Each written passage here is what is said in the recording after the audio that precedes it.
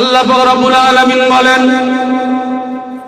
ওয়া মা আরসালনাকা ইল্লা রাহমাতাল লিল আলামিন। আয় আমার হাবিব, আমি তোমাকে পাঠিয়ে দিলাম শুধু আজান গাছির জন্য নয়, শুধু ফুরফুরার জন্য নয়, শুধু তাবলীগের জন্য নয়, শুধু আহলে হাদিসের জন্য নয়। ও রাসূল, আমি তোমাকে পাঠিয়ে দিলাম গোটা বিশ্বের জন্য করুণাময় করে, গোটা বিশ্বের জন্য দয়াময় করে। জোরে বলেন সুবহানাল্লাহ। আমার আপনার নবী তিনি আসলেন একটা দল, একটা সিলসিলার জন্য নয়। যে দলের সম্পর্কে বলা হলো ইনি হলেন শ্রেষ্ঠ নবী, সেই নবীকে আল্লাহ পাঠালেন। আর আল্লাহ জানিয়ে দিলেন, ও রাসূল, তুমি বিশ্বের মানব দিগকে কিভাবে ডাকবে? শুধু আজান গাছির ডাকবে না, শুধু ফুরফুরার, শুধু তাবলীগকে ডাকবে না, আহলে হাদিস। আল্লাহ জানিয়ে দিলেন, ওয়া মা আরসালনাকা ইল্লা কাফাতাল লিন-নাসি বাশীরান ওয়া নাযীরা ওয়ালাকিন্না আকসারান নাসি লা ইয়ালামুন। ও আমার হাবিব, আমি তোমাকে পাঠিয়ে দিলাম গোটা বিশ্বের জন্য সুসংবাদদাতা ও সতর্কীকরণ করে। বিশ্বের মানব দিগকে সুসংবাদ দেবে এবং সতর্ক করবে। কাদের জন্য সতর্ক?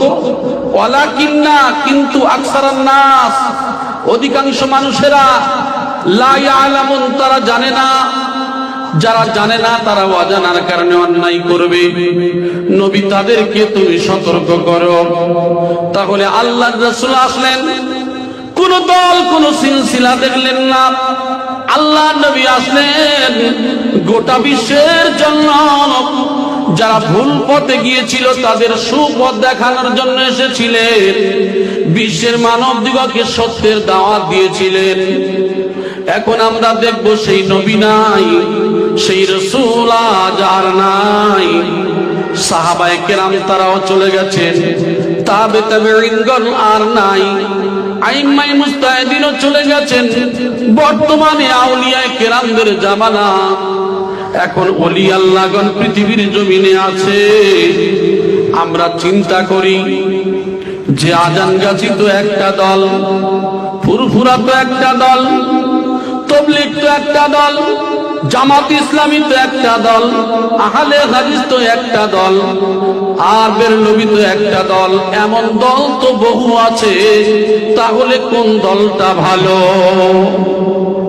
আমাদের জানতে ইচ্ছা করে না বলেন, কোন দলটা ভালো? কোন দলে যাব? আমরা চলে যাব কোরআনের দিকে। কোরআন কি বলে? কোন দলটা ভালো? এই কোরআন কি উত্তর দেয় দেখব। আল্লাহ পাক রব্বুল আলামিন জানিয়ে দিলেন, ওয়াতাসিবু বিহাবলিল্লাহি জামিআন ওয়া লা তাফাররাকু। আমার রজ্জু কোরআনকে একতাবদ্ধ ভাবে, দলবদ্ধ ভাবে ধরো।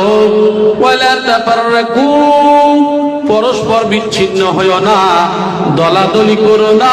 জোরে বলি সুবহানাল্লাহ। আল্লাহ বললেন, আজান গাছির জন্য কোরআন তো আলাদা নয়, ফুরফুরার জন্য তো কোরআন তো আলাদা নয়, তাবলীগের জন্য তো কোরআন আলাদা নয়। গোটা বিশ্বের মানব জাতির জন্য যে কোরআন এসেছে, সেই কোরআনের নাম হলো কোরআন মাজিদ। ঠিক কিনা বলেন? তাহলে আল্লাহ তো দলাদলি করতে নিষেধ করলেন। তাহলে আমাদের মধ্যে দলের ঝগড়া আছে না নাই? আল্লাহ পাক রব্বুল আলামিন বলেন, ওয়া মা খালাকতুল জিন্না ওয়াল ইনসা ইল্লা লিয়াবুদুন। পৃথিবীর জমিনে আমি আল্লাহ দুইটা জাতি পাঠিয়েছি, একটা হলো জিন জাতি আর একটা হলো মানব জাতি। আমি আল্লাহ আমার কাছে আজান গাছি বলে কিছু নাই, আমি আল্লাহ আমার কাছে ফুরফুরা বলে কিছু নাই। আমি আল্লাহ আমার কাছে তাবলীগ বলে কিছু নাই, আমি আল্লাহ আমার কাছে জামাত ইসলামী বলে কিছু নাই, আমি আল্লাহ একমাত্র মানব জাতি হিসাবে পাঠিয়েছি। হে মানব জাতিরা, একমাত্র তোমরা আমি রব, আমি আল্লাহ আমার তোমরা ইবাদত করবে। জোরে বলি সুবহানাল্লাহ। ও ভাইজানেরা, এতক্ষণ আমাদের মাওলানা মিজানুর রহমান সাহেব একটা কথা বলেছেন, কোন দলের পিছনে তোমরা যাবে, কোন ওলি আল্লাহর পিছনে তোমরা যাবে। শফি মুফতি আজান গাছি রহমাতুল্লাহ আলাইহি তিনি এই কথা বলেছেন, বাবা কোন দল কোন জামাত তোমার ছাড়তে হবে না বাবা, একমাত্র আল্লাহর হুকুম মেনে নেবে আর নবীর তরিকা অনুযায়ী চলবে। যেখানেই তুমি থাকো না কেন গোটা বিশ্বের ওলি আল্লাহর মানা হয়ে যাবে। আমার ভাইজানেরা, যদি কোনো মানুষ কোরআনের হুকুম মতো চলে, যদি কোনো মানুষ নবীর তরিকা অনুযায়ী চলে, গোটা বিশ্বের যত উলামায়ে হকরা এসেছেন, আল্লাহর ওয়ালা বুজুর্গানে দ্বীনেরা এসেছেন, তাদের একটাই উদ্দেশ্য, অন্য কোনো উদ্দেশ্য নয়। মানুষ কিভাবে কোরআনের হুকুম মতো চলবে আর নবীর তরিকা অনুযায়ী চলবে, এটাই প্রত্যেকের জীবনের কষ্ট ছিল, ঠিক কিনা? আল্লাহর নবী শেষ বছরে জানিয়ে দিয়েছেন, তোমরা দুইটা জিনিস আঁকড়ে ধরবে, জীবনে কোনোদিন পথভ্রষ্ট হবে না। একটা হলো আল্লাহর কোরআন, অপরটা হলো সুন্নাত রাসূল। সেই জন্য করে মুফতি আজম গাজী রহমাতুল্লাহ আলাইহি জানিয়ে দিয়েছেন, ও বাবা তুমি ফুরফুরা করো, ছাড়তে হবে না। ও বাবা তুমি তাবলীগ করো, ছাড়তে হবে না। ও বাবা তুমি জামাত ইসলামী করো, ছাড়তে হবে না।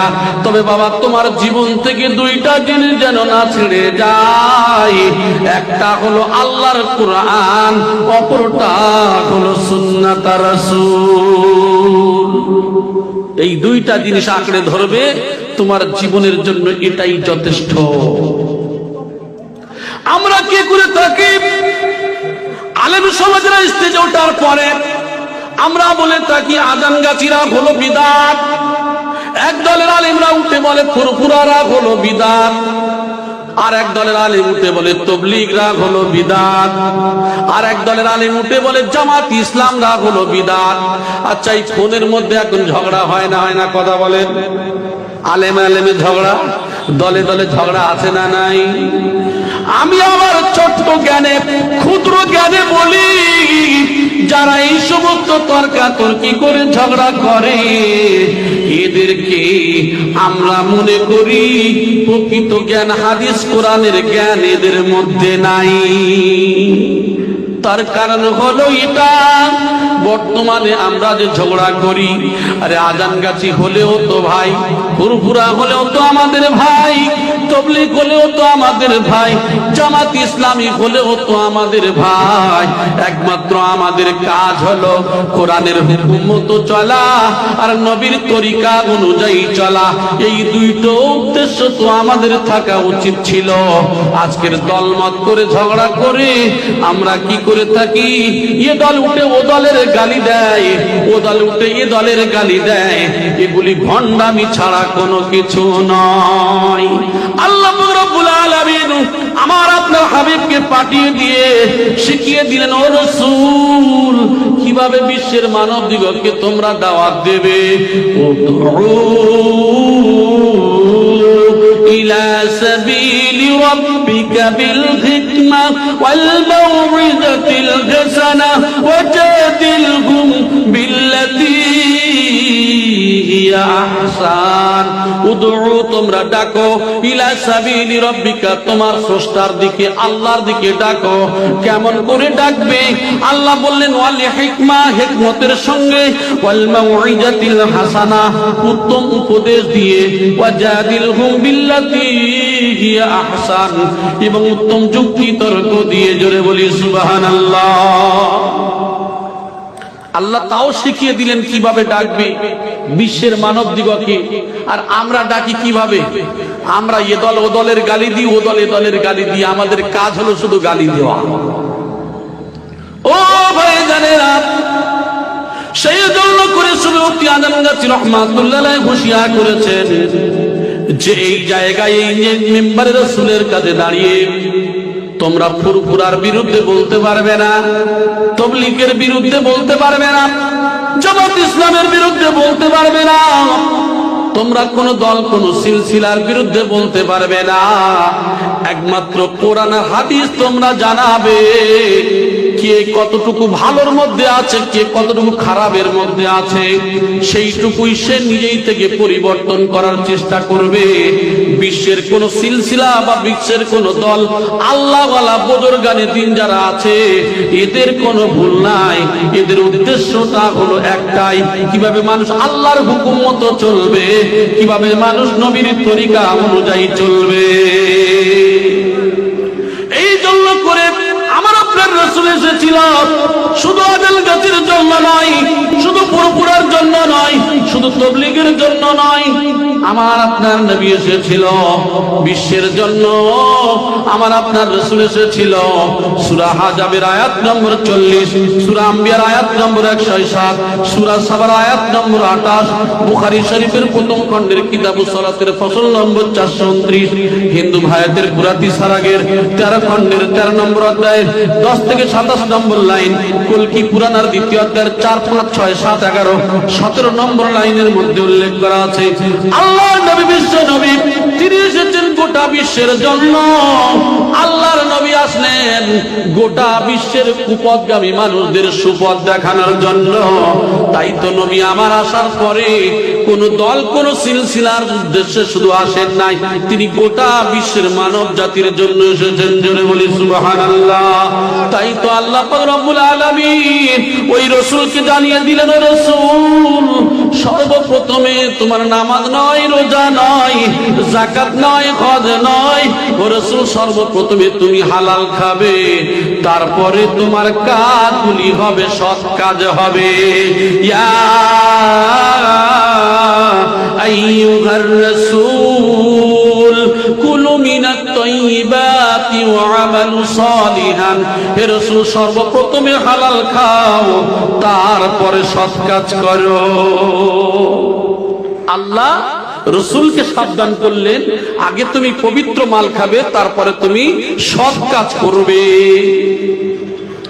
ও ভাই জানেরা, ওই হাদিসটাকে নিয়ে সুবহানাল্লাহ আজমগাছি রহমাতুল্লাহ আলাইহি বলেছেন, ওই হাদিসটাকে নিয়ে ফুরফুরা শরীফে হযরত আবু বকর সিদ্দিক রাহমাতুল্লাহি আলাইহি ওই কথা তুলে ধরেছেন।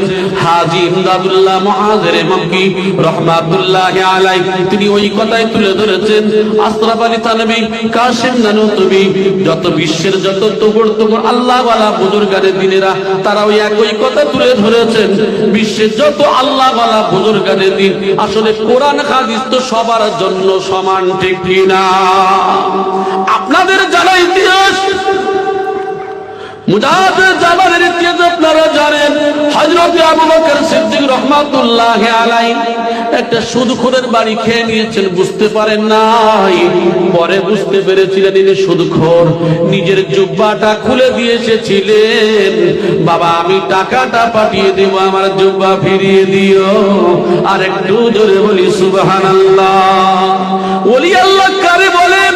আমার বলার উদ্দেশ্য হলো বিশ্বের যত কামেল ওলি আল্লাহগণ রয়েছেন, কামেল ওলি আল্লাহ সে ফুরফুরা হোক আর আজমগাছি হোক, এদের সম্পর্কটা আছে এক জায়গায়। জোরে বলেন সুবহানাল্লাহ। কিন্তু আমি বলছি সম্পর্ক এক জায়গায়, কিন্তু আমাদের দলের অনেক আলেমরা তারাও তো বলে আজমগাছি হলো বিদআত, আজমগাছি করা যাবে না। বলে কোন কারণে আজমগাছি করা যাবে না? কেন? কারণটা হলো আজানগাছিরা বলে গাছে উঠে আজান দিয়েছিল, বলে না? বলে না? কথা বলেন, এটা ডাহা মিথ্যা কথা। কি বললাম? ওই একজন আলেম উঠে স্টেজে উঠে কথাই বলে ফেললো আজানগাছি গাছে উঠে আজান দিয়েছে। এই যে মিথ্যা কথা না জেলে বলে ফেললো, এটা গুনাহ না নেকি? কথা বলেন। তাহলে তাকে, সে তো আমাদের ভাই, সে জানে না ভুল বলে ফেলেছে, সেই ভাইকে গীবত করা যাবে না, ঠাট্টা করা যাবে না, দূরে সরিয়ে দেওয়া যাবে না, সে তো আমাদের ভাই। কারণ আজান গাছি রহমাতুল্লাহ গাছে উঠে আজান দেন নাই, ওই গ্রামে তার বাড়ি।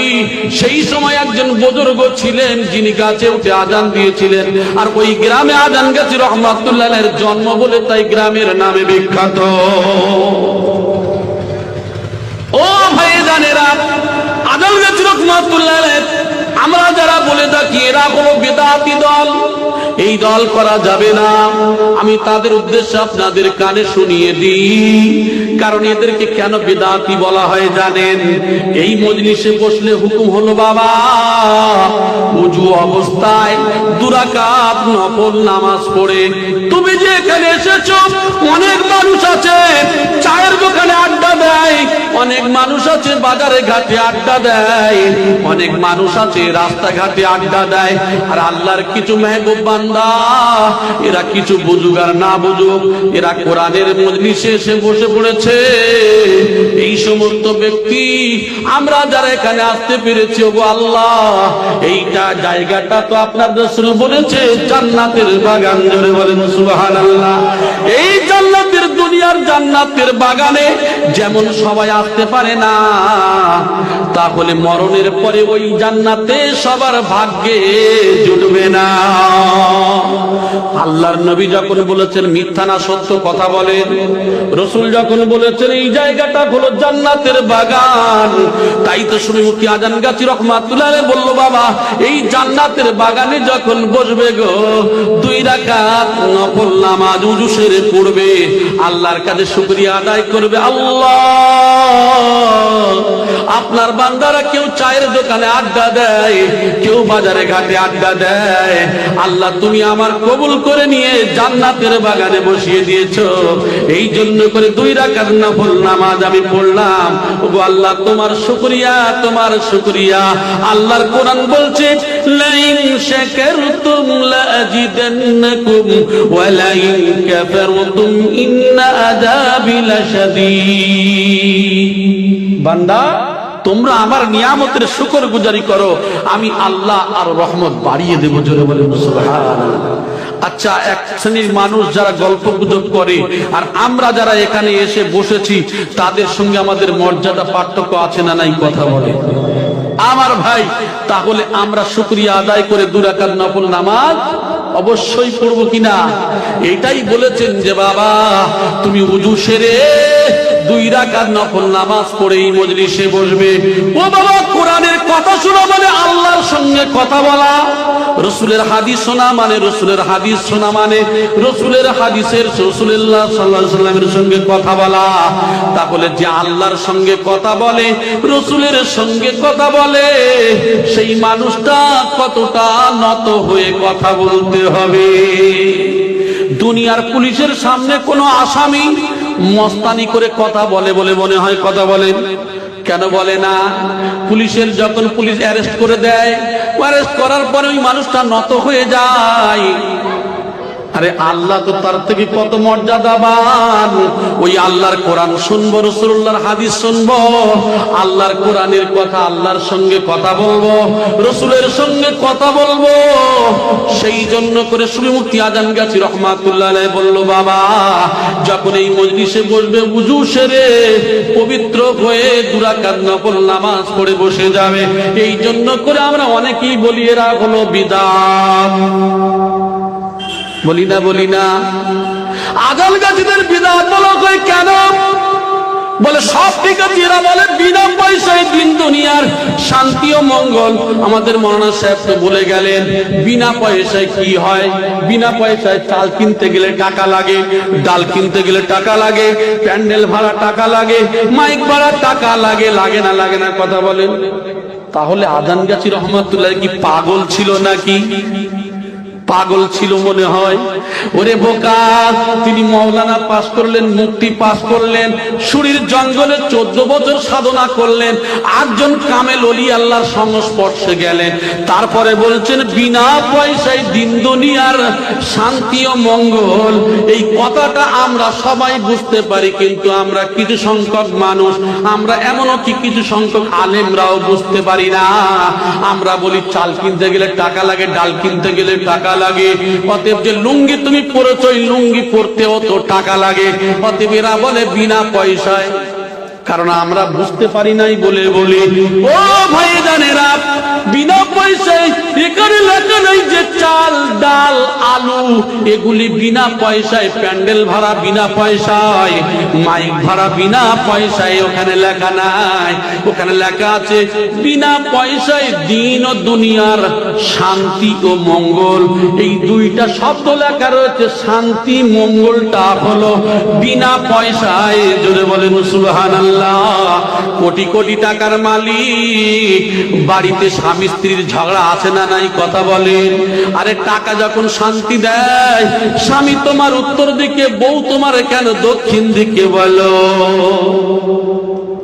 এখন তো শুধু হুজুরদের ইনকাম বেশি আছে না নাই, শুধু স্বামী স্ত্রীর ঝগড়া, ছেলে বউ ভাত দেয় না, শুধু তাবিজ কবজ করতে হবে আছে না নাই। আমার ভাই জানেরা, খেয়াল করে শুনুন, আজকের আমাদের সমাজে এগুলি চলছে, শুনে রেখে দেন। আজকে আমার ভাই জানেরা, ওখানে যে বলা হয়েছে বিনা পয়সায় দিন ও দুনিয়ার শান্তি ও মঙ্গলটা হলো ফ্রি। আরে আজান গাছি রহমাতুল্লাহ নিজের ঘর থেকে কথা বলেন নাই, তিনি বলেছেন আল্লাহর কোরআন থেকে, আলা বিযিকরিল্লাহি তাতমাইন্নুল কুলুব। আল্লাহর জিকির, কোরআন তেলাওয়াতের মধ্যে রয়েছে শান্তি। কোরআনের আয়াতকে নিয়ে তিনি বলেছেন বিনা পয়সায় দিন দুনিয়ার শান্তি ও মঙ্গল। তিনি বাংলায় বলেছেন, কিন্তু নিয়েছেন কোরআনের আয়াত। قال كثرة الذكر الموت وتلاوة القرآن। হাদিসটা অনেক বড়, আমি শেষের অংশটুকু বললাম। যদি একমাত্র শান্তি পেতে হয়, একমাত্র শান্তি রয়েছে আল্লাহর জিকির, কোরআন তেলাওয়াতের মধ্যে রয়েছে শান্তি, আল্লাহর দ্বীনের মধ্যে রয়েছে শান্তি, মৃত্যুর স্মরণের মধ্যে রয়েছে শান্তি। জোরে বলেন সুবহানাল্লাহ। আর আমরা টুপি পাগড়ি, এই মাইক প্যান্ডেল এগুলো বিনা পয়সা করছি। বড় বাজারে মার্কেট করতে গেছে, এখন মুদিখানার যে একটা মার্কেট আছে, শাড়ির একটা মার্কেট, একটা মার্কেটের ভাগ আছে না নাই কথা বলে। এখন আপনি চলে গেলেন মুদি দোকানদার হয়ে, এখন কাপড়ের মার্কেটে ঢুকে গিয়ে বলছেন মুদির মাল চাই। পাগল বলবে না ভালো বলবে কথা বলে? তো আমাদের দশা তাই হয়েছে।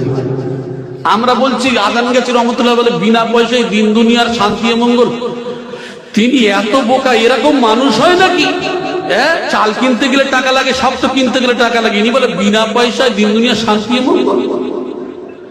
একবার হুশ নাই যে তিনি বলেন নাই যে যাই যে চাল ডাল আলুর কথা বলেন নাই, তিনি বলেছেন শান্তি ও মঙ্গলটা হলো বিনা পয়সায়।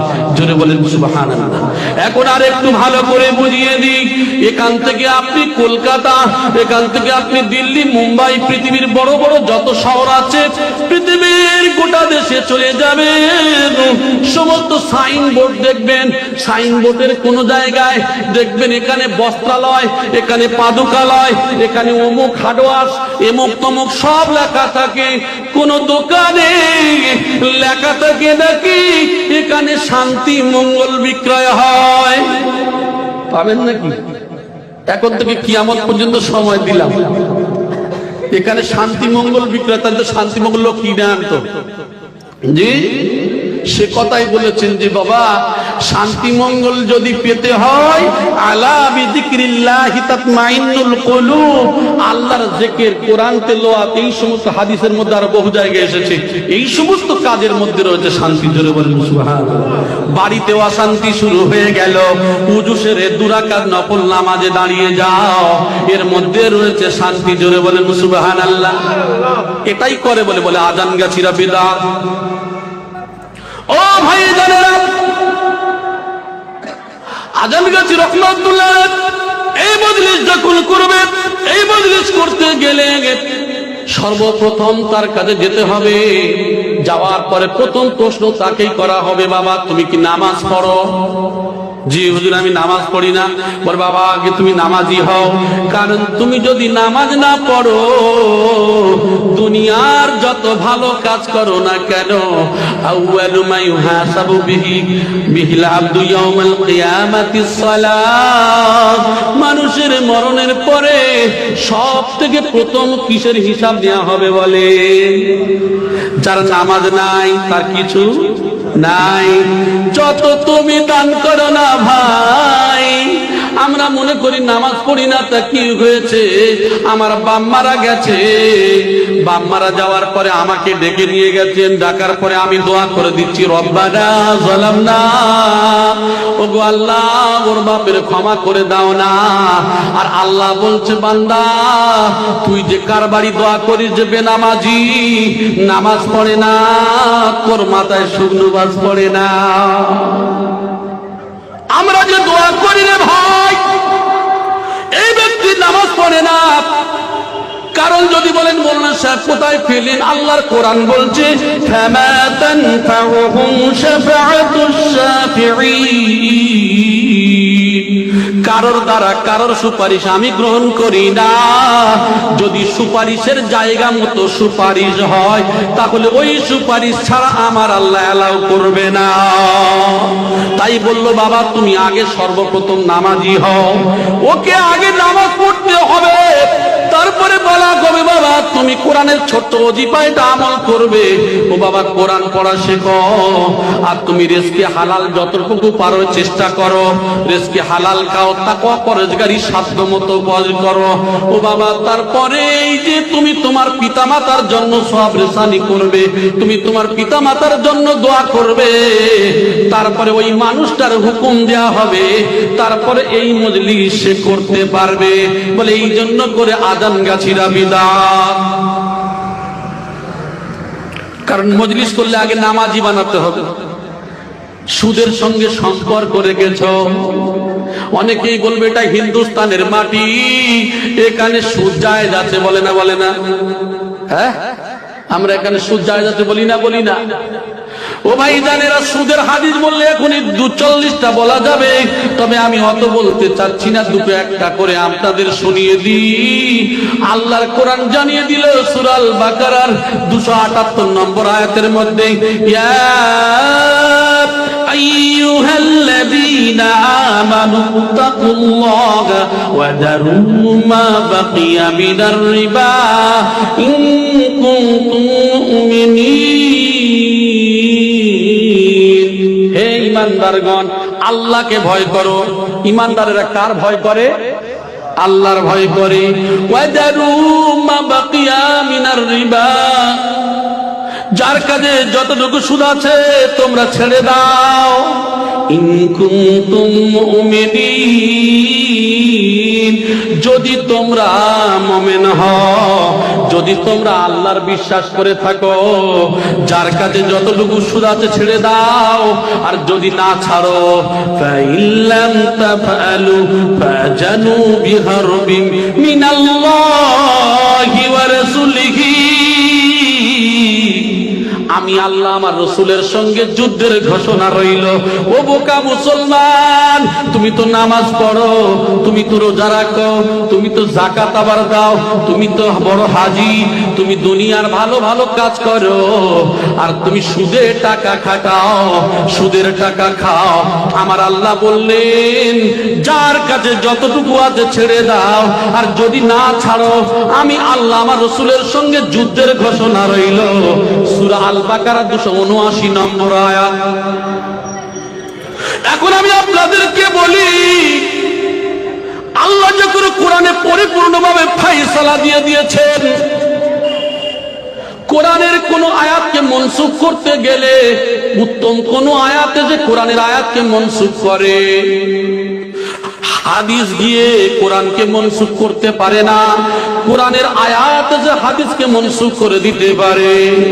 যেখানে কোরআন ফায়সালা দেয় সেখানে আমরা বলি হিন্দুস্তানের মাটি। এখন Hindustan, Japan, German, America, London, এর জন্য কোরআন আলাদা না? একই কথা বলেন। এর জন্য কোরআন তো আলাদা নয়। আমি মানতে পারি না, এর জন্য আমি দোষী, এর জন্য কোরআন দোষী নয়। তাই তো বলা হলো, আপনি তো দিলেন কোরআনের দলিল, এইবারে হাদিস থেকে একটা দেন।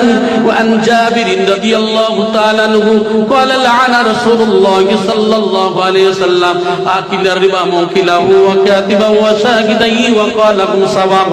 চার ব্যক্তির উপর লানত করেছে কে? আল্লাহর রাসূল। চার ব্যক্তির লানত করেছেন, যে সুদ খেলো, যে দিল, যে লিখলো, যে সাক্ষ্য থাকলো, এরা হলো সমান সমান গুনাহগার। এই জন্য করে ওই মাওলানা ওই মুফতি বলছেন যে বাবা খবরদার, তোমরা সুদকে পরহেজ করবে, সুদ থেকে বাঁচার তোমরা চেষ্টা করবে। অনেকেই বলবেন কি করে হতে পারে, বর্তমানে যাই করতে যাবেন সেখানে তো সুদ রয়েছে। আপনি যদি অ্যাকাউন্ট করতে যান, অ্যাকাউন্ট তো ঘরে ঘরে। আল্লাহর নবীও জানিয়ে দিয়েছেন আখেরি জামানায় এমন একটা সময় আসবে যেদিন মানুষ সুদ খাবে না, ধুলা হয়ে গায়ে উড়ে যাবে। তারপরেও মানুষগুলি চেষ্টা করবে। জোরে বলেন সুবহানাল্লাহ। আমার ভাইজানেরা, তার মধ্যে একটু লক্ষ্য করে দেখি, এখন যে কোনো কাজ করতে গেলে যদি কারেন্ট খোলার ক্ষমতা থাকে কারেন্ট খুলবেন, যদি ক্ষমতা না থাকে এমন সমস্যার মধ্যে পড়েছেন কারেন্ট দিতে চাই না, এখন সেভিংস খুলেছেন, তাহলে কিছু অ্যাকাউন্ট আছে যেখানে সুদ হয়। ওই সুদের যে ইন্টারেস্টের কিছু টাকা যে আসে, 2 টাকা 5 টাকা 10 টাকা করতে করতে যাই টাকা আসুক না কেন, আপনি জীবনে কি একবারে হিসাব করে দেখেছেন? 20 বছর তো বই রয়েছে, হিসাব করে কি কোনোদিন দেখেছেন এই টাকাটা সুদ হয়েছে? এই টাকা তো নিয়ে নিশ্চয়ই যে কাজ সেই কাজে ব্যয় করতে হবে। মুফতি আজম গাজী রহমাতুল্লাহ আলাইহি তিনি এটাকে কিয়াস করে কি করলেন, তিনি চিন্তা ভাবনা করে বললেন যে বাবা, এই যে সুদের টাকাটা নিয়ে আমি যদি কোনো মাদ্রাসায় দিই, না ওই মাদ্রাসায় দিলে আমার 97.5 টাকা রয়েছে, তার মধ্যে আমি হালাল টাকাটা মাদ্রাসায় দেব। 2.5 টাকা মনে করুন যদি সুদের টাকা হয়, বা 5 টাকা যদি সুদের টাকা হয়, তাহলে 95 টাকা 5 টাকা আমি মাদ্রাসা আল্লাহর রাস্তায় দেই না। যদি কোনো গরিবের মেয়ের বিবাহ হয় নাই, সেখানে আমার হালাল টাকাটা 5 টাকা দিই। তিনি বিবেচনা করে চিন্তা ভাবনা করে আল্লাহর রাস্তায় জীবন কুরবানি দিয়ে তিনি কি করলেন, ওই 5 টাকা হোক আর 2.5 টাকা হোক, সুদের টাকাটা নিয়ে বলল বাবা, গোশ কিনে কাক, চিল, কুত্তা যারা হালালও খায় হারামও খায়, তাদের মধ্যে তোমরা খাইয়ে দিও। জোরে বলেন সুবহানাল্লাহ। ও আমার ভাইজানেরা, তাহলে আমার জীবনে 20 বছর 30 বছর বই করতে হয়েছে সমস্যার মধ্যে, কিন্তু আমি যদি চিন্তা ভাবনা করে ওই সুদের টাকাটা নিয়ে যদি আমি যার খাদ্য তাকে যদি দিয়ে দিই, কাল কিয়ামতের ময়দানে আমার আল্লাহ যদি বলে তুমি তো এই কাজ করেছো, সুদের মধ্যে তোমার সুদ খেয়েছো, সেদিনকে বলতে পারবো আল্লাহ গো, আমার সমস্যার মধ্যে পড়ে আমি এই কাজ করেছিলাম, কিন্তু আল্লাহ এটা আমি খাইনি। আল্লাহ যে কাজে ব্যয় করতে হয় সেই কাজে আমি করেছি। আমার আল্লাহর বলতে গেলেও আমার আল্লাহ এই খবরটা জানবে না কথা বলেন। আমার আল্লাহ সব তো জানে। তাহলে মানুষ তোমার চিন্তা করতে হবে। মুফতি আজম গাজী রহমাতুল্লাহ আলাইহি এমন মুফতি, তিনি এই ফতোয়া দিলেন বিশ্বের মানব দিগকে, বাবা তোমার জীবনের বাজি রেখে তোমার জীবনকে লক্ষ্য করে তুমি 20 বছর 30 বছর 40 বছর 50 100 বছর পর্যন্ত হায়াত পাবে। ও বাবা, তুমি যেন পবিত্র হয়ে, আল্লাহ যেমন পাক আর রাসূল যেমন পাক, এই ইসলাম তেমন পাক ও পবিত্র। জোরে বলেন সুবহানাল্লাহ। অতএব তুমি আল্লাহর ইবাদত করবে, তুমি বান্দা, তুমিও যেন এই দুনিয়ায় থেকে পবিত্র হয়ে কবরে যেতে পারো। এই জন্য করে মুফতি সাহেব ফতোয়া দিল, বাবা তুমি কি করবে, এই সুদের টাকাটা গোশ কিনে কাকচিল কুত্তাকে তুমি খাইয়ে দিও। এই মজলিস করতে গেলে তাহলে প্রথম শর্ত তার নামাজি হতে হয়েছে, দ্বিতীয় শর্ত তার এই কোরআন পড়তে শিখতে চেষ্টা করবে। আর কোরআনের যে ছোট্ট অজিফা আমাদের মৌলানা সাহেব বলে গেলেন, বাবা এই ছোট্ট অজিফা একবার সূরা ফাতিহা, 3 বার সূরা ইখলাস, ফালাক আর নাস আর দরুদ শরীফ। অনেকেই বলেন এরা আমপাড়ার মৌলভী সাহেব।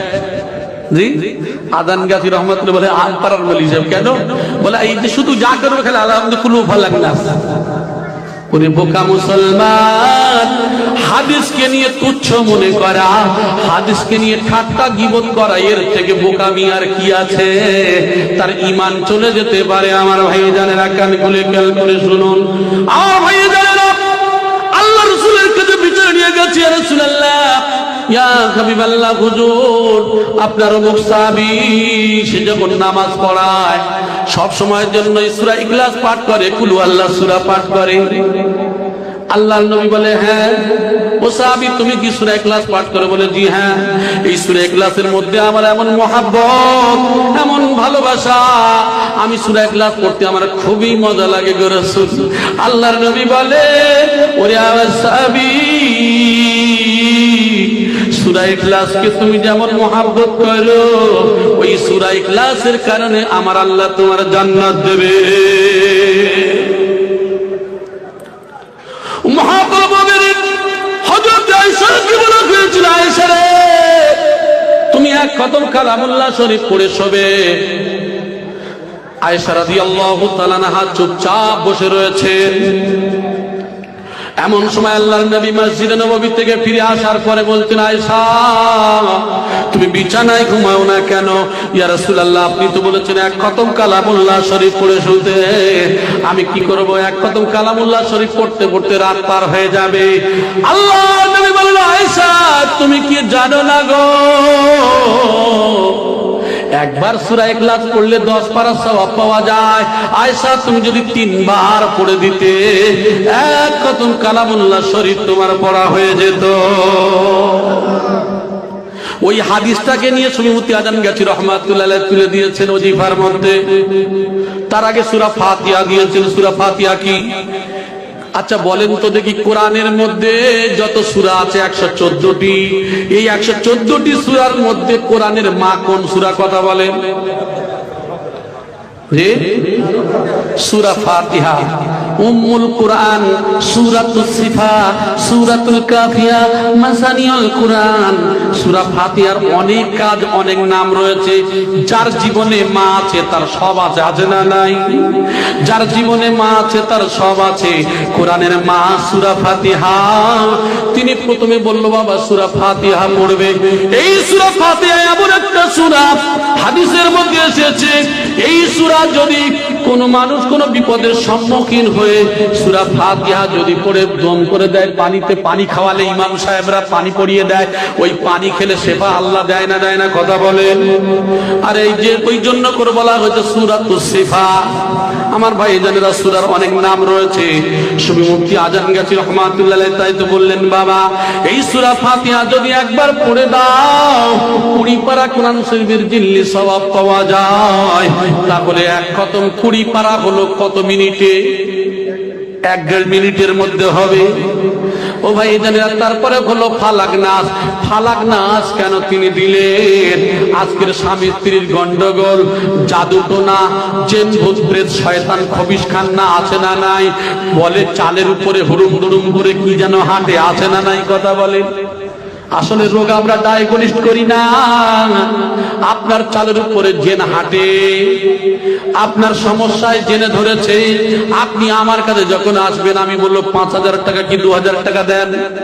দেওয়ার পরে এমন কিছু করে দিলাম, দেওয়ার পরে হুজুর কাজ হয় না। আবার কি করলাম, আবার 5 নিয়ে নিলাম কি 2 নিয়ে আবার কাজ ছেড়ে দিলাম। আমার কাছে বারবার আসবেন, কাজ হলো না, আমার ইনকাম হলো, আপনার বাঁশও হয়ে গেল। ও ভাই জানেরা, দুঃখ নেবেন না, আমি আপনাদের হাতে ধরে বলি, পায়ে ধরে বলি, আমার উদ্দেশ্য এটাই নয়। আমার উদ্দেশ্য হলো আপনি তাবিজ ঘরে ঝুলবেন কি, আপনি তাবিজ গলায় লটকাবেন, আপনার জবান তাবিজ বানান। এটাই তো শুনে মুফতি আজম রহমাতুল্লাহ আলাইহি তাই বললেন, আল্লাহর নবীকে যখন জাদু করা হলো জুরওয়ান নামক কুয়াতে, লাবিদ বিন আসা একজন ইহুদি চুলের গেরো আর চিরুনির দাঁত দিয়ে জাদু করলেন। এই দুইটা সূরা অবতীর্ণ হলো। ও রাসূল, এই দুইটা সূরার মধ্যে 11টা আয়াত রয়েছে। 11টা আয়াত পড়ে দিলে চুলের গিরাগুলো খুলে যাবে। রাসূল গো, তুমি সুস্থ হয়ে যাবে। আমার বলার উদ্দেশ্য হলো, যে দুটা সূরা আমার আপনার রাসূলের সেবা দিতে পারে, ওই দুইটা সূরা আমাদের সেবা দিতে পারে না? পারে না? কথা বলেন। আল্লাহর কোরআন বলছে, ওয়ানুনাজ্জিলু মিনাল কুরআনি মা হুয়া শিফাউ ওয়া রাহমাতুল লিল মুমিনিন। এই কোরআন আমাদের জন্য সেবা আছে না নাই?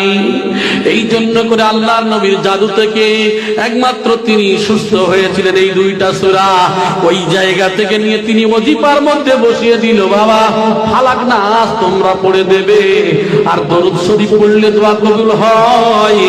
এই যে ছোট্ট ওজিফা যে দিলেন, অনেকেই বলবেন তাহলে ওজিফা পড়বো দিনে 8 খতম 10 পারা সব। কত বললাম?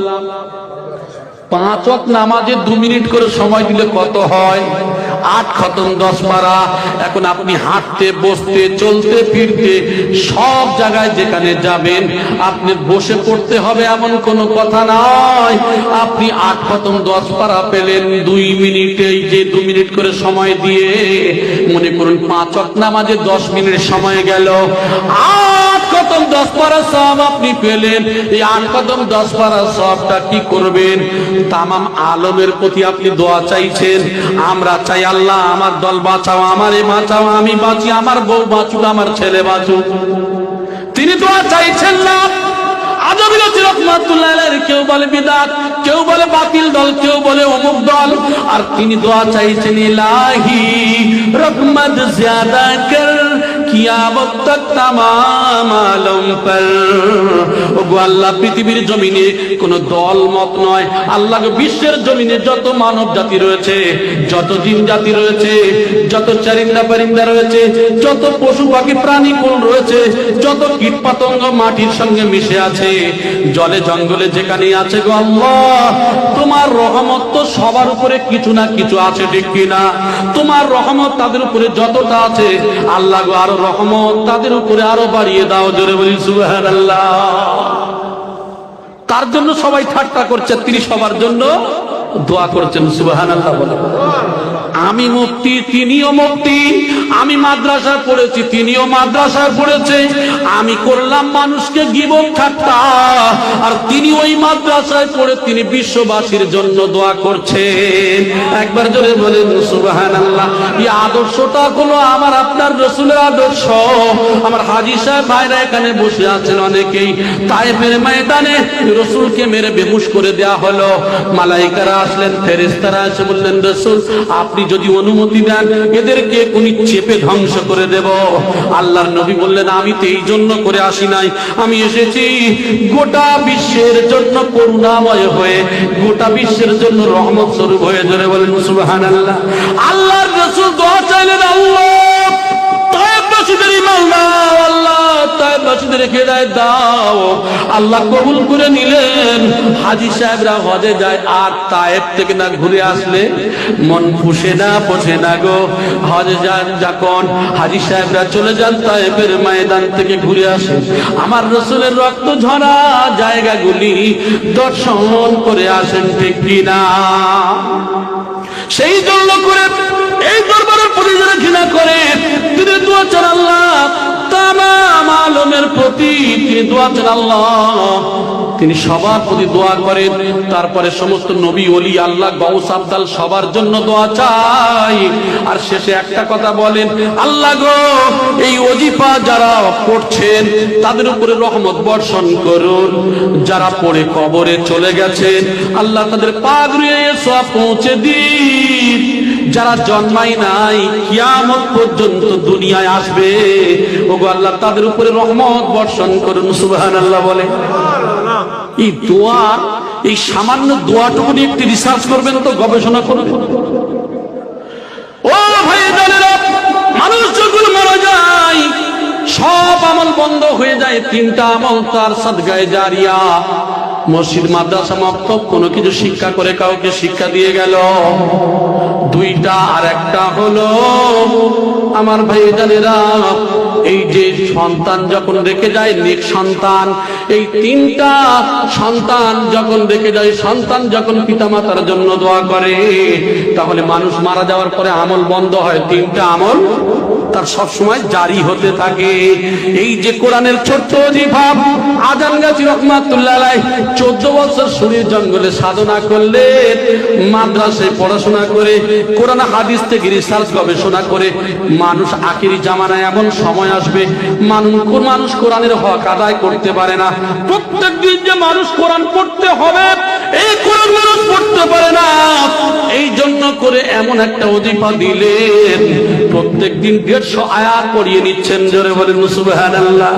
এরা যেন কোরআন না পড়ে কবরে যায়, এই জন্য করে ছোট্ট ওজিফা এমন সহজ দিলেন যে একজন মূর্খ সাধারণ মানুষও পড়তে পারে, ঠিক কিনা? ও ভাইজানেরা, তারপরেও তিনি কি করলেন, এই রিসার্চ গবেষণা করে এই ছোট্ট ওজিফা যে দিলেন, আর বললেন আল্লাহ গো, যারা এখনো জন্মাই নাই কিয়ামত পর্যন্ত আসবে, আল্লাহ তাদের উপরে আপনার রহমত বর্ষণ করেন। তাহলে এই যে দোয়া, যে 3 শ্রেণীর মানুষের দোয়া, যেটা সাদকায়ে জারিয়া, 2 নম্বর হলো মসজিদ মাদ্রাসা মক্তব কোনো ভালো কাজ নিজে শিখে অপরকে শিক্ষা দিল, আর নেক সন্তান, তিনটা তার খবরে পৌঁছাতে থাকবে। এখন আজান গাজী রহমাতুল্লাহ আলাইহি ওজিফা নিজে তৈরি করলেন, এই যে তিনি যে পেলেন, এটা নিয়ে তিনি নিজের কাজে রাখলেন না, তিনি সব মানুষের কাছে পৌঁছাতে পৌঁছাতে 26টা ভাষায় ওজিফা গোটা পৃথিবীতে চলছে। ধরে বলেন সুবহানাল্লাহ। তাহলে প্রত্যেক মানুষ পড়ছে, একটা মানুষ কত খতম বললাম? 8 খতম, 10 পারা। তাহলে কোটি কোটি মানুষ কত খতম হতে পারে? প্রত্যেকদিন একইভাবে দোয়া চাইছে, আল্লাহ এই ওজিফা পড়ে যারা কবরে চলে গেছে তাদের পাগড়ে পৌঁছে দিন। একটা মানুষ যদি 8 খতম 10 পারা পাঠায়, তাহলে কত কোটি খতম তার কবরে পৌঁছাবে। এর নাম হলো সাদকায়ে জারিয়া। জোরে বলেন সুবহানাল্লাহ। এই জারিয়া হতে থাকবে, হতে থাকবে। অথচ আমরা জীবনে রিসার্চ গবেষণা করি না, আমরা ঠাট্টা করি, এই ওজিফা পড়লে পালিয়ে যাই, ঠিক কিনা কথা বলেন? আমরা এটাকে তুচ্ছ মনে করি। আমার ভাইজানেরা, মানুষ যদি একটু ভাবতো, চিন্তা করত, তাহলে এই সময়টা সে সর্বসময়ের জন্য আল্লাহর রাস্তায় ব্যয় করত। এ সম্পর্কে একটা হাদিস আমার মনে পড়ে গেছে, তবে আমি বাংলাটুকু একটু ছোট্ট করে শুনিয়ে দিই। আল্লাহর নবী বলেন, আমার সাহাবীরে, এই কবরে 5টা 6টা কবর যে দেখতে পাচ্ছ, আমার এই যে খচ্চর, এই যে খচ্চরটা লাফিয়ে উঠেছে। আল্লাহর নবী জিজ্ঞাসা করলেন, তোমরা কি জানো এই কবরগুলি কার? একজন ব্যক্তি বললেন, এই মানুষ, এই কবরগুলি আমি জানি। বলে কারা? বলে এরা কি মুশরিক অবস্থায় মারা গেছে? বলে হ্যাঁ। বলে এদের কবরে আযাব হচ্ছে, তবে বিশেষ কিছু কারণে। আল্লাহর নবী অনেক কথা বললেন, শেষে বললেন, বাবা বিশেষ কিছু কারণে এদের কবরে শাস্তি হচ্ছে, তবে এদের কবরে যে শাস্তি হচ্ছে, যদি আমি আল্লাহর রাসূল যদি দোয়া চাইতাম, তোমাদের যদি দেখানো হতো, তাহলে তোমরা কেউ কবরের ধারে পাশে আসতে না। আমার রাসূল মিথ্যা বলেন না, সত্য বলে? ও ভাইজানেরা, মৃত্যু হবে এটা সঠিক, আমি আপনি একদিন মরবো, কার কখন সিরিয়াল আছে জানি না। আপনি রাস্তাঘাটে যত দুনিয়ার মোহে পড়ে যাই করেন না কেন, সুম্মা ইলাইহি তুরজাউন, আমার কাছে তোমাদের ফিরে আসতে হবে। ফিরে আসার পরে বান্দা, তোমরা কি চিন্তা করো না কি নিয়ে আসলে? তাই তো তিনি মারসিয়া নামক কিতাবের মধ্যে দিলেন, আঘা আপনে মৌত সে কই বশর नहीं, सामन 100 बरस का है, कल की खबर नहीं। তুমি 100 বছরের সামান রেখে দিয়েছো, তুমি কি জানো তুমি কালকে বেঁচে থাকবে? তুমি সুদের টাকা হারাম ব্যয় করো, হারাম ইনকাম করো, তুমি অবৈধ পথে ইনকাম করো, তোমার ভাইয়ের হক মেরে দিয়েছো, তুমি জায়গা জমির ব্যবসা করে তুমি অবৈধ পথে ইনকাম করছো, তুমি কি করছো? ওজনে কম দিয়ে তুমি ইনকাম করছো, তুমি তোমার খরিদ্দারের চোখে ফাঁকি দিচ্ছ, কিন্তু আল্লাহর চোখে কি ফাঁকি দেওয়া যায়? এই যে 10 গ্রাম পাল্লার মধ্যে কম দিলাম, কিরম কিরামান কাতিবিনা ইয়ালামুনা মা তাফআলুন। এরা সেই দিনকে বার করে দেবে, আমলের পাল্লা, আমল যখন বার করে দেবে, ওইটা দেখার পরে বলবে লা ইউগাদিরু সগীরাতাও ওয়ালা কাবীরাতান ইল্লা হাসাহা ওয়া ওয়াজাদু মা আমিলু হাদিরা। এ কেমন আমল নামা রে বাবা, কোথায় কোন কাজ করেছি, পাল্লায় 10 গ্রাম চুরি করেছি তাও লেখা, রাত 12টার পরে বান্ধবীর সঙ্গে ফোনে কথা বলেছি কেউ জানে না তাও লেখা, যেখানে যাই করেছেন সব লেখা রয়েছে। তারপরে দেখার পরে বলবে না আল্লাহ আমি এ কাজ করিনি। তারপরে বলবে ওয়া কুল্লা ইনসানিন আলজামনাহু তায়রাহু ফি উনুকিহি ওয়া নুখরিজু লাহু ইয়াওমাল কিয়ামাতি কিতাবান ইয়ালকাহু মানশুরা ইকরা কিতাবাকা কাফা বিনাফসিকাল ইয়াওমা আলাইকা হাসিবা। দুনিয়ার কম্পিউটার লোডিং হয়, ফটো তুলে এসেছেন, নাম্বার দিয়েছে, যখন যাবেন নাম্বার মারবে, ফটো বার হবে না, হবে না। দুনিয়ার বানানো কম্পিউটার যদি এমন হয়, আমার আল্লাহর কম্পিউটারের কথা একটু শোনায়, তুমি মিথ্যা বলেছো, আমলনামা মানো নাই, আল্লাহ বলবে প্রিন্ট আউট করে বার করা হবে ঘাট থেকে। এইবারে এই আমলনামা যখন বার হবে বলবে ইকরা কিতাবাকা কাফা বিনাফসিকাল ইয়াওমা আলাইকা হাসিবা। পড়ো তুমি তোমার কিতাব। আরে তোমার কিতাব, হিসাব তো আমি আল্লাহ পরে নেব, তোমার হিসাব তুমি নিজেই করো। এইবারে দেখবে ওখানেও সেই একই লেখা। অনেক কথা শেষমেশ অনেক ঘটনা তো আসবে, আমি ছোট্ট করে দিই, তারপরেও আমার কি করবে, মানুষ দেখতে চাইবে না। সেখানেও লেখা, ওখানেও লেখা, যখন খোলে তখনই লেখা। শেষে বলবে না না এটা করিনি। আল্লাহ জবানকে বন্ধ করে দিয়ে বলবে আল ইয়াউমা নাখতিমু আলা আফওয়াহিহিম ওয়া তুকাল্লিমুনা আইদিহিম ওয়া তাশহাদু আরজুলুহুম বিমা কানু ইয়াকসিবুন। দুটো হাত কথা বলবে, দুটো পা সাক্ষ্য দেবে, জীবনের কৃতকর্ম সব ধরা পড়ে যাবে। এইবার মানুষ বলবে আল্লাহ আমি কিছু করি নাই, কিছু করি নাই। লাকাদ কুনতা ফি গাফলাতিন মিন হাযা ফাকাশফনা আনকা গিতাআকা ফাবাশারুকা আল-ইয়াওমা হাদীদ। হে বান্দা, তোমার চক্ষু দৃষ্টিকে প্রখর করে দিলাম, পরিষ্কার করে দিলাম, দেখো তোমার জীবনে কি করেছো, সব ধরা পড়ে যাবে। এই জন্য করে শফি মুফতি আজমগাছি রহমাতুল্লাহ আলাইহি বারবার বলেছেন যে বাবা তোমরা একটা কাজ করবে, দরুদ শরীফ পড়েন আল্লাহুম্মা। কি হচ্ছে?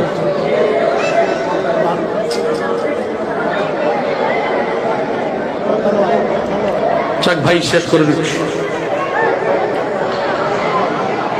দুটো একটা কথা বলে আমি শেষ করে দিচ্ছি, কারণ মেয়েরা যেভাবে চেঁচামেচি করতে হবে না। কোরআন হাদিসের বিয়াদবি এটা আমি মেনে নিতে পারি না কোনো সময়। ভাই আমার, ছোট্ট কথা বলে আমি শেষ করে দিচ্ছি একটা কথা। তাহলে আমাদের জীবনে 60 বছর, 70 বছর, 100 বছর যে যে জীবন পাবেন, কিন্তু আমরা মনে করছি আমরা জওয়ান যুবক ভাইয়ের, আমরা মনে করি অনেকদিন বাঁচবো। আচ্ছা বলেন তো দেখি, বাইক নিয়ে গল্প করার পরে রাস্তায় গিয়ে অ্যাক্সিডেন্ট হয়ে মরেছে না মরে নাই?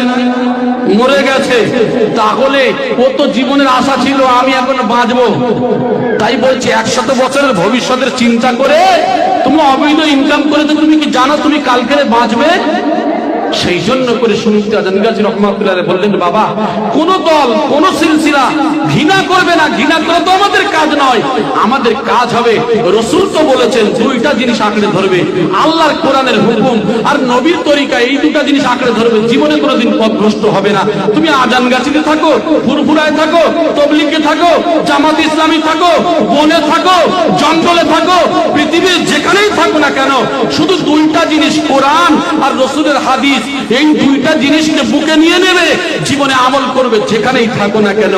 আমার আল্লাহ এই ছাঁটাই বাছাই করে করে সব জায়গা থেকে নিয়ে একটাই দল বানাবেন, এই দলটা হলো হিজবুল্লাহ, এই দলটা হলো সত্যের দল। জোরে বলেন সুবহানাল্লাহ। যদি বলেন তার দলিল, কুনতুম খায়রা উম্মাতিন উখরিজাত লিন-নাস তা'মুরুনা বিল মা'রুফি ওয়া তানহাউনা আনিল মুনকার।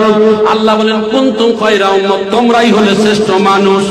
এখানে বলে নাই আজানগাছি তোমরাই শ্রেষ্ঠ, ফুরফুরা তোমরাই শ্রেষ্ঠ, তাবলীগ তোমরাই শ্রেষ্ঠ। আল্লাহ বললেন তোমরাই হলে শ্রেষ্ঠ মানুষ। এই শ্রেষ্ঠ মানুষকে কোথা থেকে বার করা হবে? উখরিজাত লিন-নাস, এই মানব জাতির মধ্য থেকে আল্লাহ ছাঁটাই বাছাই করে করে করে করে যারা কোরআন হাদিস মতো চলবে এদেরকে একটাই দল বানাবেন। সে আজানগাছিতে থাক, ফুরফুরায় থাক, তাবলীগে থাক, বনে থাক, জঙ্গলে থাক, আল্লাহ এদেরকে ছাঁটাই বাছাই করে করে একটাই দল বানাবেন। এদের কাজ হলো ভালো কাজের আদেশ করা আর খারাপ কাজের নিষেধ করা। জোরে বলি সুবহানাল্লাহ। তাই তো আল্লাহর মেহবুব বান্দা যারা সুয়ুতি আজানগাছি রাহমাতুল্লাহ আলাইহি, ফুরফুরা শরীফে হযরত আবু বকর সিদ্দিক রাহমাতুল্লাহ আলাইহি তার সন্তানগণ যেভাবে দ্বীনের দাওয়াত দিয়েছেন, এই জন্য করে কোন দল কোন সিলসিলার ঘৃণা করেননি। এখন আমাদের কোরআন হাদিসের অভাব, আমরা কি করি? আমরা স্টেজ ওঠার পরে ওর ঘৃণা করি, ওর ঠাট্টা করি, আছে না নাই? যেই মানুষটা ঠাট্টা গীবত গিল্লা করেন, আসলে এটাই মনে করবেন এর মধ্যে কোরআন হাদিসের আসল জ্ঞান নেই। কারণ যে মানুষটা জ্ঞানী মানুষ ও কোনোদিন গীবত করতে পারে না। ও তো আমাদের ভাই, ভাইয়ের দায়িত্ব হলো ভাইকে বাঁচানো। এর নাম তো ইসলাম। ইসলাম শব্দের অর্থ কি? যদি সালামা থেকে নেওয়া হয় শান্তি বা নিরাপত্তা, সিলিম থেকে নিজে নেওয়া হয় নিজেকে ঈশ্বরের রাস্তা, আল্লাহর রাস্তা আত্মসমর্পণ করা। আমার ভাই, এই সম্পর্কে অনেক কথা রয়েছে, আমি আপনাদের সময় দিতে পারলাম না। আল্লাহ যদি অন্য সময় নিয়ে আসে আমি আলোচনা রাখবো। তবে ভাই, আমি যে কথা বলছিলাম, কোন সিলসিলাকে ঘৃণা করবেন না। তাই সুয়ুতি আজানগাছি রাহমাতুল্লাহ বলেছেন, বাবা তোমরা হালাল খাদ্য খাবে, তাকওয়া পরহেজগারি যত করার চেষ্টা করবে। এই যে মজলিসে যখন আসবে তোমরা কোরআনের মজলিস, তোমরা উজু অবস্থায় তোমরা 2 রাকাত নফল নামাজ পড়ে বসবে। এখন বলেন তো দেখি, এখানে নিরামিষের ব্যবস্থা হয়েছে, আপনারা যেটা চলে যাওয়ার পরে হয়তো বলবেন, এটা আমি বলে শেষ করে দিই। অনেকেই বলবেন আপনাদের কি গোশত খাওয়া হারাম না না যায়? এখানে আলুর দম হতো নাকি? কথা বলেন না, নিরামিষই হয়েছে না? এখন বলবেন আপনাদের না যায় না হারাম? না যায় নয়, হারামও নয়। আগে খান পরে খান, যত পারেন তত খান। কিন্তু তিনি কেন এই মজলিসে এটা করলেন, এই সিস্টেমটা করেছেন এই জন্য করে, না যায় বা হারামের জন্য নয়। কোরআন শুধু মুসলমান না হিন্দু জৈন না খ্রিস্টান কাদের জন্য কথা বলে? সবার জন্য। সুবহানাল্লাহ বলে। তার রাসূল কাদের জন্য? সবার জন্য। আমি প্রমাণ দিয়েছি সূরা আহজাবের আয়াত নম্বর 14, সূরা আম্বিয়া আয়াত নম্বর 107, সূরা সাবার আয়াত নম্বর 28, বুখারী শরীফের প্রথম খণ্ডের কিতাবুস সালাতের ফসল নম্বর 429, হিন্দু ভাইদের কুরআন সারাগের 13 খণ্ডের 10 নম্বর অধ্যায়, আপনার কুরআন সারাগের 13 খণ্ডের 10 নম্বর অধ্যায় 27 নম্বর লাইন, আরো বহু জায়গায় উল্লেখ করা হয়েছে। আমি যেগুলি আগেও প্রয়োগ করেছি, আরো অন্যান্য ধর্মের মধ্যে আছে। তাহলে রাসূলও সবার। সুফি মুফতি আজানগাছি রাহমাতুল্লাহি মাওলানা মুফতি, আপনার সুফি দরবেশ আমির যে ভাষায় বলেন না কেন, ওলি আল্লাহ তিনি বলেননি যে আমি আলাদা একটা দল বা একটা সিলসিলা করে শুধু এইটুকুই দাওয়াত দেব না। গোটা বিশ্বের জন্য তিনি সমস্ত ওলি আল্লাহরা বলছেন যে বিশ্বে যত কামেল ওলি আল্লাহ আছে সবার সংস্পর্শ সম্পর্কটা হলো এক জায়গায়। জোরে বলে সুবহানাল্লাহ। তাকে যত ছাড়ি সে তত জড়ায়। তিনি বলছেন না বাবা, কোন দলের কোন ওলি আল্লাহর বিরুদ্ধে বলা যাবে না। মানুষ ভুল করে, এর জন্য কোন সিলসিলার দোষ দেওয়া যাবে না। কারণ আল্লাহর মেহবুব বান্দাদের সম্পর্কটা ঠিক জায়গায় আছে। তারা যেভাবে দ্বীনের দাওয়াত দিয়েছে কোরআন হাদিস অনুযায়ী দিয়েছে। সুবহানাল্লাহ। এই যে মহৎ আদর্শ নিয়ে বিশ্বের বুকে প্রচার প্রসার করছেন আমার ভাই, তাই তিনি বললেন যে বাবা সাধ্যমতো তাকওয়া পরহেজগারি করবে। কিন্তু এক শ্রেণীর মানুষরা ঠাট্টা করে যে হারাম হালাল বেঁচে চললে চলা যায় নাকি? আল্লাহর নবী বলেছেন, ইয়াতি আলান নাসি জামানুন, আমার উম্মতের সম্মুখে এমন একটা জামান আসবে, লা ইউবালিল মারউ মা খাজা মিনহু, সেদিন মানুষ পরোয়া করবে না কি উপায় সে উপার্জন করবে, আমিনাল হালাল আমিনাল হারাম, সে হালাল উপার্জন করবে না হারাম উপার্জন করবে। বৈধ অবৈধ বলে মানুষ আর সেদিনকে কি করবে না, বিচার বিবেচনা বিবেচনাও করবে না। আমার ভাই সেই সময় চলছে, কিয়ামতের আলামত বললে তো অবস্থা খারাপ হয়ে যাবে। ফিলিস্তিনের যুদ্ধ সে তো অনেক ইতিহাস, আমি সেদিকে যাচ্ছি না। তবে আপনাদেরকে বলি, কোন দল কোন সিলসিলা কাউকে ঘৃণা না করে আমরা প্রত্যেকে বিনা কাজে 5 ওয়াক্ত নামাজ পড়বো, কোরআনের ছোট্ট ওজিফা আমল করব, কোরআনকে পড়বো যখন অর্থ বুঝে পড়ার চেষ্টা করব, রিজকে হালাল খাবো, সাধ্যমতো তাকওয়া পরহেজগারি করব। আল্লাহ যেন প্রত্যেকের করার তৌফিক দান করেন, আমিন। আচ্ছা বলেন তো, এটা আজান গাছির কথা না আল্লাহ এবং আল্লাহ রসুলের কথা? কথা বলেন। সমস্ত আল্লাহর কথা যদি হয়, রসুলের কথা যদি হয়, তাহলে সমস্ত কামেল ওলি আল্লাহদের কথা একই না আলাদা? একই। আমি মানতে পারি না এর জন্য আমি দোষী, আপনি মানতে পারেন না আপনি দোষী। এই কোন ওলি আল্লাহকে ছোট করবেন না। আল্লাহ যেন আমাদের কোন দল কোন সিলসিলাকে যেন আমরা যেন সবাই কোরআন হাদিস অনুযায়ী চলতে পারি, আল্লাহ যেন চলার তৌফিক দান করেন, আমিন সুম্মা আমিন। ওয়া আখিরু দাওয়ানা আনিল হামদুলিল্লাহি রাব্বিল আলামিন। মুহাব্বতের সঙ্গে দরুদ শরীফ পড়েন। আল্লাহ